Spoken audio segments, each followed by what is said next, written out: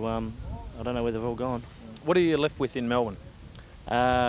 Just a couple of ordinary horses. There were a couple of the one here last time. They were here, Bolster, a mare called Volakai, Balustrade, Tom Bowler, and Grim is in on Saturday in the size.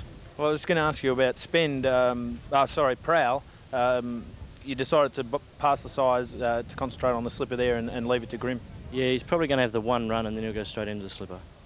Okay, Heath, thanks for joining us today on Channel 31. Not a problem, thank you. Heath Connors there, the son of trainer Clary Connors, who has now a base at Flemington, and Heath is running that there. Now, Tom Bowler, as we said, with some good odds on the tote. He was only a 6-1 chance in the betting ring. Bookmakers bet 7-1. Mick the Russian, well, he had his chance. He looked the winner on the home corner, but just plotted. He was 4-5 out to evens, and I've just lost the third place getter on my screen, so I can't help you out there. But a good dogged win, Tom Bowler. And the jumps has obviously paid off, and as it so often does when they give horses a bit of schooling over the jumps, sharpens them up. And I still believe his career, Tom Bowler's probably over jumps, but he's done a very good job to win today. Thanks, John. And here's Truistic ran third there. Heath Connors. Well, I suppose Clary could hardly have called his son Caulfield Connors, so next best the Heath Connors. And his marvellous winning stable, the Connors. They was the most underrated trainer. He's won 6 Group 1 races with Encounter. He's had all the champs, and you'd never put him in that echelon, do you? No, well, he's also very media-friendly, Keith, from my own observation. He's always makes himself very available to the media, and I know most of the thoroughbred press catch up with him, and he's not afraid to tip his horse. OK, now, don't think I've been working under the lights for too long this afternoon, because I'm about to show you a horse to follow from that race at Kyne that finished last. In fact, it's not even in the picture at the end.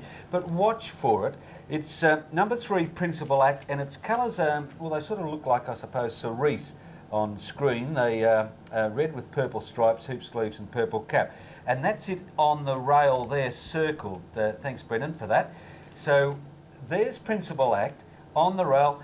Now, let's see what happens for him here. He's running into the race on the rail, and all of a sudden, he's got nowhere to go. This is the 200 metres, and instead of pushing forward now, Peter Mertens has to start easing.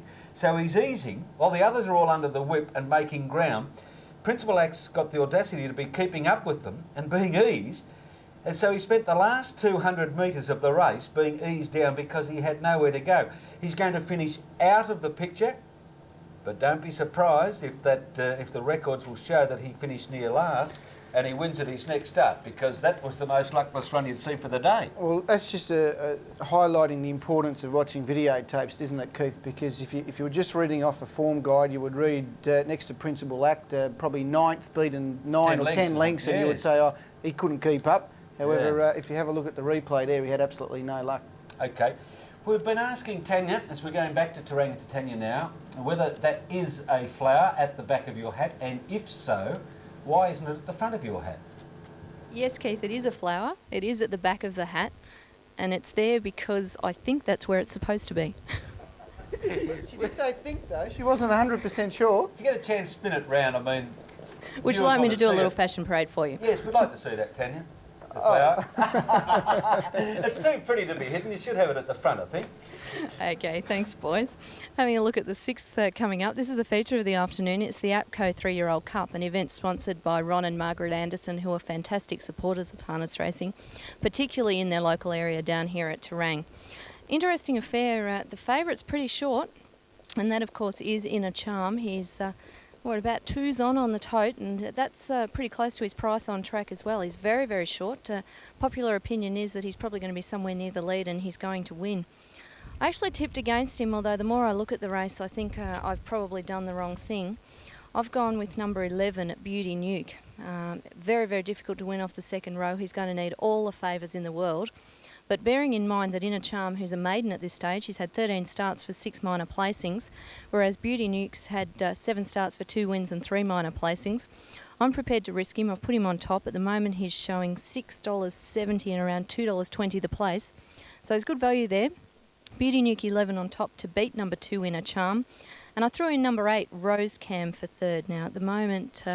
its price is around the $9 mark from what I can see, so that's pretty good value, particularly for a horse that's won its past 2. at Hamilton in restricted company and also at Mount Gambier last Saturday night. And someone who may be able to enlighten us a little bit more on Rosecam's chances is his trainer, Peter Tonkin, who joins me. And the draw is your big problem here, Peter. Yes, Tanya, it's not the best of draws, but hopefully the Fantasy will lead, I'm hoping. And it'll go all right too, and I'm hoping we can run a place. I think Inner Charm's probably the one to beat. It'll probably be sitting on the outside of him. But if the Fantasy can lead and we get a good run through, I think we'll run a place. From all reports, his performance at Hamilton was quite a good effort first up. Yeah, no, he's a nice horse. You know, today's a bit of a test, but you know, I'm sort of I've got a bit of opinion of him. You know, he's got to show a bit more, but I think he's a nice horse. And of course, you've got dual representation in this race. You're also lining up number 10, Neelian. It's at the each way or double figure odds at the moment. How do you rate his chances? Yeah, he's going to struggle because he's drawn 10, but the horse is working real good. But you know, drawn 10, you know, you need a heap of luck. But the horse is working very good. Well, good luck this afternoon, Peter. Let's hope Rosecam and also Neelian can figure prominently for you. Thanks, Tanya. Peter Tonkin, it's pretty rare that a Terang meeting goes by that he doesn't get a winner, so it will be interesting to follow the fortunes of his horses engaged here. As I said, Inner Charm's favourite continues to firm up on Super Tab into $1.40 and $1 now. Seems very, very short for a horse that hasn't won a race yet, but by the same token, his form is terrific, particularly around that last start where he chased home Joe Laura at Hamilton and was only beaten the half head. So if he reproduces an effort like that, he is probably going to win. Others that are given a chance on track, Rosecam has certainly been kept safe at just over the each way odds, and the Fantasy, the pole marker, who was a winner at Mount Gambier on Saturday night, has also been kept safe. So a few chances for the placings, but Inner Charm all the rage in the 6th at Terang. Okay, thanks, Tanya. And that person strolling back there, seizing the camera opportunity, Rob, was Lou Austin. Yes, well, he'd won an Inter-Dominion in Tasmania with San Simeon, and Lou has now joined the ranks of the stewards here in Victoria. He's been a steward, I think, probably a good 12 to 18 months now, and doing a very good job as well. Okay, and still sprightly too. Took the, well, I don't suppose it would be Grand National or Grand Annual steeplechase style, but he did make a pretty safe clearance of the rail there. Well, he's looking pretty fit there, Lou. Having a look at his race book, getting familiar with all the colours in this next race coming up. This is an interesting affair. The short price favourite number 2, Inner Charm. $1.40. Personally, I don't think this horse is at any value whatsoever. His second run last start behind Joe Laura was very good. He was 1 out 2 back. He ran on very well. There was plenty of speed in the race of that last start, and Gavin Lang drove into Charm on that occasion, and Joe Laura was too strong after facing the breeze. I've tipped him on top, but again, I don't think he's any value here, number 2, Inner Charm. Strange market if you're prepared to risk him, because he's dominating. Those odds are $1.40 equate to 5 to 2 on. The number 11's about a 6.5 to 1 chance, and double figures the rest, Rob. Yes, well, number 11, Beauty Nuke, put up a good performance at Maryborough, winning, defeating Bonaparte.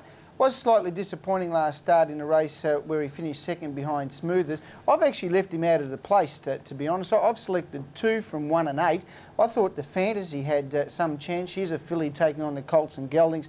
But I thought her run last start behind Joe Laura and Inner Charm was quite good. I know she was well beaten, but from barrier 1, she should get a nice run from that position. Gee, I like the odds, $14.10, $2.30 the place. The horse that trails her out is Rosecam, who had his first run for Peter Tonkin last start. Was very, very impressive. We just saw Tanya interviewing Peter, and if the Fantasy actually leads in the race, Rosecam's going to get a good trail through, and I think he's also at very good value at $9.90. So I'm more inclined to select the 1 and 8 as far as your each way bets are concerned.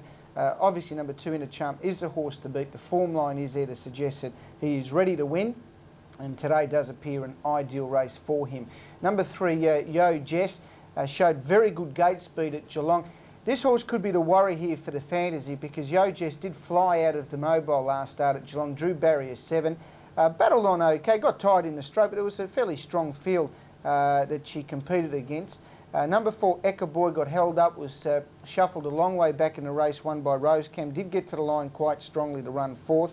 5, Mossman Bay, scored at Mount Gambier recently. Prior to that, his form was fair. Did come to Moonee Valley, was outclassed on that occasion. This is probably a more suitable race, but at very big odds. 7, Sky Rider, looks safely held. 8 Rose Cam we spoke about. I think he's got a great chance. Good value at the moment at $9.80. Number 9 Pagini Jade, as you can see at Bolter's odds. 10 Nealium probably goes best when drawn to front line. Likes to lead. Second line draw does make it tough. And 11 Beauty Nuke, as I did mention, has been racing very well for Michael Burkett. Probably shade disappointing last start at Wedderburn, but on this tight circuit, Barry 11 is very difficult. Summing up, I've gone 2, 1 and 8 for race number 6. The value runner is definitely the one in the fantasy, and number 8, Rose Cam. 2, 1 and 8. Well, Rob has selected the odds-on favourite here in a charm, but normally at this stage of a punting preview, we're sort of suggesting you might like to take the hot pot as an anchor to win the race in trifectas, with scattering a few other hopes for second and third. But you won't be surprised if this goes under at short odds. Not at all, actually, Keith. I don't think the horse will lead, and that could be a bit of a worry if he doesn't lead on this tight circuit. He doesn't have to lead. He's obviously his races well from behind. But this tight circuit has brought quite a few horses undone when they get caught up in the field. But it'll be an interesting battle. The fantasy gets out well. Number 3, Yo Jess, is the interesting runner. She did show terrific gate speed from barrier 7 last start at Geelong. She might be the worry here for number 1, the fantasy. The fantasy has had support too. It's into $12 and firming, while Inner Charm has got to $1.60. It's still a hot pot. And Rob's not all that shook either on the second favourite, who was trimmed into $5.40, number 11. So we might have an interesting race on our hands. As we'll go to Adam Crediton for race 6, the third leg at Aquatic. Good luck if you're still alive. Here's Adam for race 6. Inner Charm drawn position 2. They're set. Ready, green light is up and away they go. Yo Jess begins with a lot of speed, so too Inner Charm on his immediate inside, who holds the lead into the first turn. Inner Charm from Yo Jess out a little bit deeper is Escher Boy on the fence, the Fantasy. 4 metres further back in the field to Rose Cam, who settles inside of Nealian. Trapped out deep is Mossman Bay. Easing back towards the rear, Pagini Jade, also Beauty Nuke, and last is Sky Rider. Into the straight the first time, the favourite on top, Inner Charm. Getting to the breeze is Escher Boy, the Fantasy on the back of the leader, and Yo Jess now eases for some cover, but Nealian's out 3 deep going forward. 4 metres further back on the inside is Rose Cam from Beauty Nuke. Pagini Jade on the inside of Sky Rider, and dropping out to be 10 metres away last of all is Mossman Bay. Lead time 36.4 as they swing to the back. Inner Charm in front, led by 2 metres. Now working pretty hard to the breeze as Nealian's been 3 wide nearly the first lap. Trailing the leader third is the Fantasy. Now 1 by 1 is Escher Boy. Over on the inside then 3 back is Rose Cam, as taking off is Beauty Nuke. So Inner Charm, the favourites, not having a great deal of peace.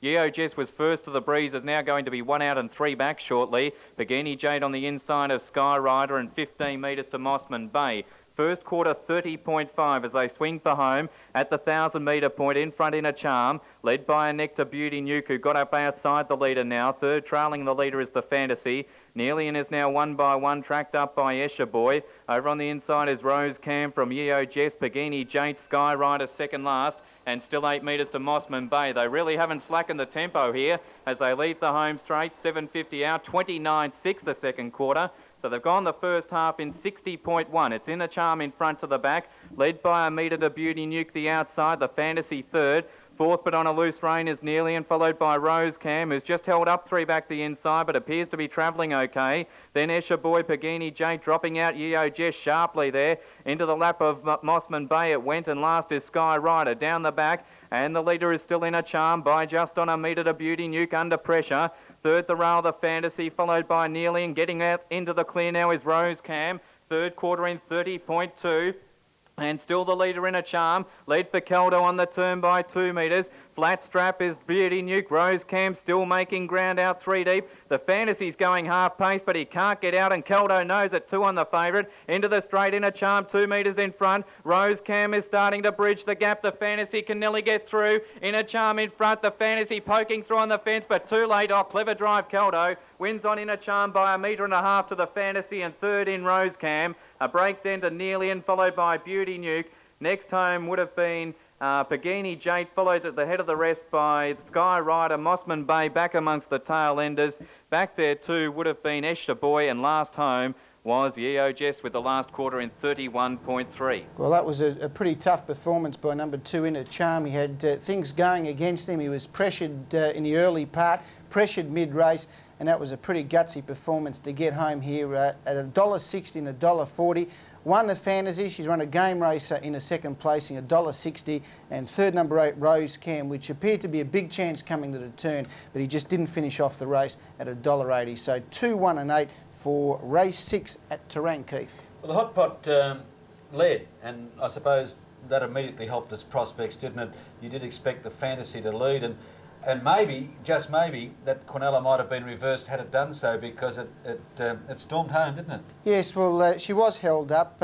You know, I suppose you can't take nothing away from the winner, though. Sure. He did all the work, and he was obviously a little bit too strong for his opposition. $1.60. Like you say, Keith, at times it value's the way to go. He just didn't present any value at the $1.50 or $1.60. The two horses we thought that could maybe upset the 1 and 8, well, they've run second and third, so maybe someone got something out of the Quinellas and Trifecta. Yes, well, you did really pinpoint the 1, the Fantasy, and 8 as the one drawn behind the Fantasy as likely place getters. And although you thought the favourite wasn't value, you still tipped it on top, so I think you virtually tipped the Trifecta, Rob, and that's going to pay close to $20. The Quinellas paid $3.60. Yes, Quinella $3.60. Yeah, Trifecta should pay, you reckon about $20, do you, Keith? Yeah. What about, I reckon, $19.90. Is that through? Well, oh, look, there you go. I was right. Running double? Running double, $5.70 there on the numbers 1 and 2. So not a lot of value in today's quaddie. I suppose the first Narrow Realm put in some value there. But 2, 1 and 8 after running of race 6 at Terang.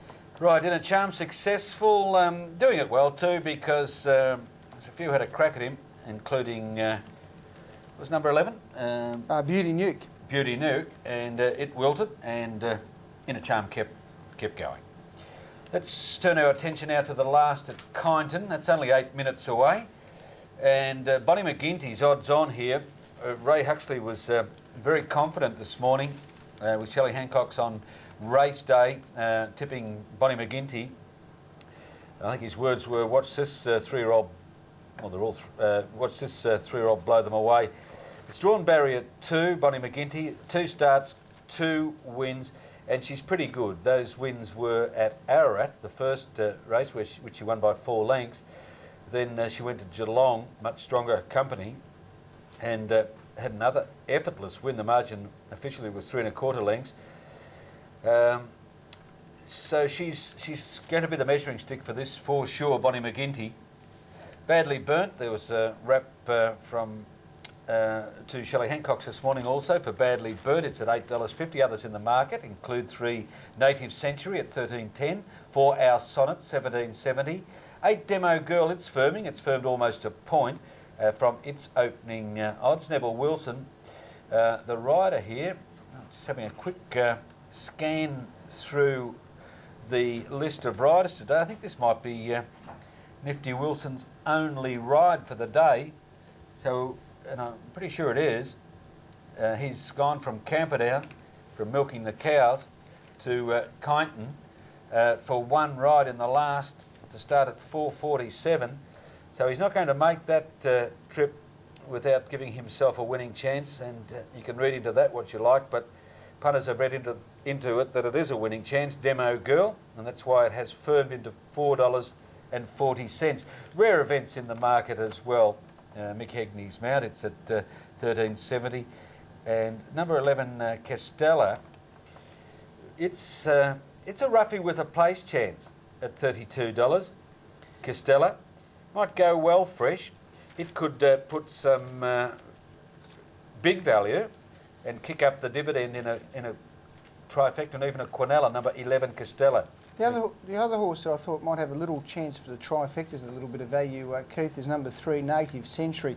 Mick Johnston and his wife Gwenda trained this horse, and Gwenda's a very good trainer as far as placing her horses are concerned, in particular when they race outside their district of Echuca. And I know they had one in earlier on, which was paid at times. He may have been a bit of a travelling companion for Native Century, and just might be worth putting him into your Trifectas as well. Right, well, we're talking there about number 3 Native Century. It's another one for you to consider, and as you can see, it's a 12-1 chance. Going back to Terang for a moment, bear in mind you have only, you have less than 6 minutes of betting time to the last at Kyneton. Here's Tanya at Terang with the Flower Obscured. Thank you very much, Keith. The flower is obscured, and I had to think about it, and I'm sure it's supposed to go at the back. Anyway, emotional scenes here at Terang. When I spoke to Owen Martin a little bit earlier, he was chatting about his chances of a double. What he failed to mention is that he's only trained 4 or 5 winners in his life, in fact, and he's really quite beside himself. He's very, very excited to have brought up a double, and it's a fantastic performance on his part. Fantastic performance also by John Caldo. Congratulations. You had to earn that one, though. Yes, Tanya, yeah, he went very good. They made me work a fair bit early, and I was sort of lucky enough. Rodney Barker 3 wide at the 300 was coming reasonably quick, and his run sort of ended. Otherwise, the one behind me may have got out and sort of ran me down, so I was able to grab hold again, and just a short straight sort of got me home. But in saying that, the horse did a very good job, and you know, as I say, it's a pleasure to drive for people like Owen, who they always work 1 or 2 horses, and you know, like he's just elated, he's trained 2 winners today, and is a very happy man. And I believe the horse goes around at Moonee Valley on Saturday night now, and on Sunday morning he's heading west. Yeah, that's right. Yeah, he's going to go around Saturday night in a standing start 3-year-old race, and Owen's sending him to Perth. So you know, like he's had a few little problems, I guess, you know, like, and that's why Owen decided to send him to Perth, and you know, I'm sure he'll do a good job. Well, congratulations again, John. Good luck on the horse on Saturday night. I dare say you'll keep the drive after that performance. Yeah, I've already been booked, yeah. Thank you. John Caldo brought up a winning double on the Owen Martin trained Inner Charm in the 6th event at Terang this afternoon. Thanks a lot, Tanya. I'm glad that you've determined that the flower should be at the back of the hat. We have 3 minutes to start time at Kyneton. Interestingly, in the Herald Sun this morning, in the tipsters panel, which is comprised of 8 tipsters, with the scratching of Miss McCartney, who Andre Casse tipped on top, the 8 tipsters have put Bonnie McGinty on top as their top selection here, and that's indicative of its prospects, and that's one of the reasons that tote-wise it's $1.60 skinny odds for Bonnie McGinty in the last, and amongst the 8 that have tipped Bonnie McGinty on top is Johnny Throw It All on Bell. We'll go back to Kyneton to John. Thanks very much, Keith. Can I have another go at that and say do it on this horse? Actually, I'll go the Quinella here. But I've got Don Campbell with me, who trains Bonnie McGinty. And Don, a lot of people are talking about this horse, especially I think it was her last run at Geelong that really got them talking. It was a fantastic win. Yes, it was only a minor race, John, and I don't think we can get too carried away with it really, but she has done everything right, and she does seem to have improved since Geelong, and she has got a bit of zing. Even though it was only a Class 1, still the horse was jumping from a maiden, and she really dominated that race. Yes, that's true, but they were all Class 1 horses too, and sometimes they look good on paper and the standard isn't as good as it turns out to be, but the form around her has been good, and she's a nicely bred filly, and she has got speed, and actually, if something takes her on, she can come from behind it too. Something else she's got is fitness. Just seeing her in the Manning Yard here, I wouldn't think you could get her any fitter than what she is today. John, she's extremely fit. Yes, that is correct. We have 60 acres just out of Geelong, and we do a lot of just walk over the sandhills and onto the beach, and we've got our own tracks and that at home, and it just means the horses are more relaxed, and you can get them fitter with a little bit longer work and perhaps quieter work. Don, do you expect her to come here today and just win? I know it's a hard question, but for an odds-on favourite, you know... John, I would like to think so, and perhaps you could say we're quietly confident. Okay, Don. Well, best of luck with her. Yep, thank you. Don Campbell there, the trainer of Bonnie McGinty, and boy, is she a fit horse. I haven't seen many fitter than her today. Now, the bookmakers took a few risks. They threw up probably a realistic price around $1.80. That's been snapped up now, so she's going to run pretty short. There has been some money for Demo Girl number 8, although she's no value on the tote whatsoever. They offered around the $6. That's been trimmed up by a full point, so you're still shopping a point under on the totes. Number 2, Badly Burnt, is in commission, around $8 with the bookmakers, as is number 3, Native Century. Our Sonnet's been a drifter out to 3 times the each way quote, but represents 4 points of value on the tote. And just a touch of late money for Rare Event, got out to around the $15 mark. That's been trimmed up by 2. And Castella, not really fancied in the betting ring. On the tote is about 3 points of value, however. Look, I don't think it'll pay any great shakes, but I thought Bonnie McGinty would win and Demo Girl would run second. She had the blinkers on Saturday at Flemington, but look, forget that run. She's much better than that. Her run behind Alarock was good enough. Previous 2 wins were fantastic. I think Bonnie McGinty will win, 8 Demo Girls second, and 2 Badly Burnt to run the placings. But very keen on the Quinella and Exacta with numbers 6 and 8. Thanks, John. And in answer to your earlier question, no, you don't get another chance to throw it all on. If you throw it all on and it loses, it's gone. So we can't do it again. Bonnie McGinty, the hope of the punters here in the last, and they're racing. In a good line, Rare Event first out here with Bonnie McGinty. She flies out. Costello away okay. Native Century over on the outside. Demo Girl goes back to last, and third last is Our Sonnet. Bonnie McGinty held together at the 1,000-metre mark by a half. Costello Badly Burnt out 3 deep and 4 wide. Native Century. It's easing back, trying to get a trail. Demo Girl goes up on the inside from Rare Event, and now dropping out to last is Our Sonnet. 800 out, and Bonnie McGinty leading by nearly a length to Costello. A length and a half. Demo Girl on the inside of Badly Burnt. Then Native Century, Rare Event, and last of all at the 600-metre mark is Our Sonnet. The favourite clear as they head out towards the turn, 500 metres out, and Bonnie McGinty by 3 parts. Costello ridden up now, shown the whip as Bonnie McGinty slipped away. Demo Girl saving ground on the inside from Badly Burnt, and further back Native Century, Rare Event, and last is Our Sonnet. Bonnie McGinty leads around the turn. Demo Girl goes to second, 2.5 away and giving chase. Then Costello weakening on the outside. Rare Event is at the shake up. Bonnie McGinty inside the 200-metre mark. It's clear of Demo Girl, Rare Event down the outside. Bonnie McGinty in front. She's stopping Demo Girl. Rare Event are trying to get to her, but she's still in front. Bonnie McGinty. Bonnie McGinty in front, just one. Bonnie McGinty's beaten Demo Girl. Rare Event third. Fourth in then was Our Sonnet, who made ground, followed by Costello. Native Century and Badly Burnt has run tailed off. Well, she's got home the favourite, but ever so narrowly. Number 6, Bonnie McGinty, stopping as 8, Demo Girl came at her strongly. That's Bonnie McGinty in front. Philip Alderman riding for dear life, going for a double. He had won the Wood End Cup earlier on Gold Venture, and he's got this hot pot in front. He resorts to the whip. Demo Girl ever so slowly pulling ground, and as the post comes within sight, Demo Girl's strides compared with Bonnie McGinty's are longer, and with each stride she is making ground, but there's a sight that Philip Alderman wanted. That post, and it's only really in the end the last bob, and Bonnie McGinty got that in. Number 9 is the third pace getter there, Rare Event. Bonnie McGinty, it got out to $1.80, it got back into pay $1.60 and $1.40 the place. Second will be Demo Girl. John Bell confidently tipping the Exacta there. Demo Girl $1.90, mind you. It was not the most difficult task in the world, with the odds-on favourite beating the well-backed second favourite, but we'll give John credit anyway to help redeem him. And third, number 9, Rare Event, who was a 16-1 chance, and that'll add a bit to the trifecta. Pretty good, isn't she, Bonnie McGinty? 3 starts, 3 wins. That was the closest that they've got to her. It was her first test at 1,200 metres, and it'll do her good. But it was a bit of a scare for punters. She has held on, and she has paid $1.60 the winner, $1.40 the place. Number 6, 8 Demo Girl, $1.90. No third for Rare Event. $3.10 the Quinella, and that also was a McLaren's Quinella. Didn't look like losing at any stage of the race. The Exacta $5.90, which was a pretty good dividend if you put them in the John Bell recommended order. The hot pot to beat the firm second favourite, and the trifecta $31.80. The running double 5 and 6, $29. Well, punters at Kyneton today started with a double figure winner in the first.